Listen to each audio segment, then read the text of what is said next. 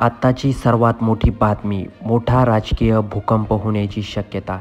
त्याचबरोबर भाजप 23 ते 25 जागेवर इच्छुक आहे. त्याचबरोबर जी शिवसेना आहे मुख्यमंत्री एकनाथ शिंदे हे 9 ते 10 जागेवर इच्छुक आहे.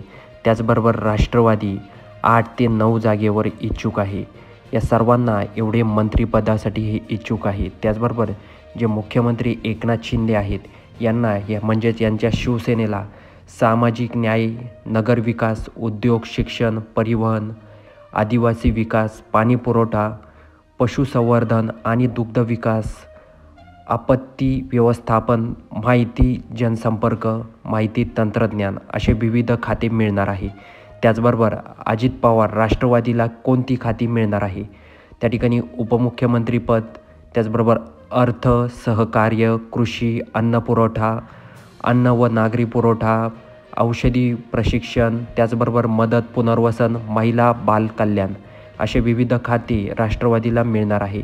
त्याचबरोबर भाजपला गृहमंत्री, महसूल, ऊर्जा, सार्वजनिक बांधकाम विभाग, त्याचबरोबर परिवहन, आदिवासी विकास, पाणीपुरवठा, पशुसंवर्धन, दुग्धविकास, पणन, त्याचबरोबर आपत्ती व्यवस्थापन, जनसंपर्क, माहिती तंत्रज्ञान असे विविध खाते त्या ठिकाणी भाजपला मिळणार आहे. त्याचबरोबर जी शिवसेना आहे मुख्यमंत्री एकनाथ शिंदे हे नाराज होऊन त्यांचे जे गाव आहे दरे साताऱ्यामध्ये गेले आहे. त्याचबरोबर त्यांनी एक मोठा राजकीय भूकंप होईल असं संजय शिरसाट यांनी सांगितलं आहे. आता येणाऱ्या काळामध्ये कोणता राजकीय भूकंप होतो हे बघणं गरजेचं आहे.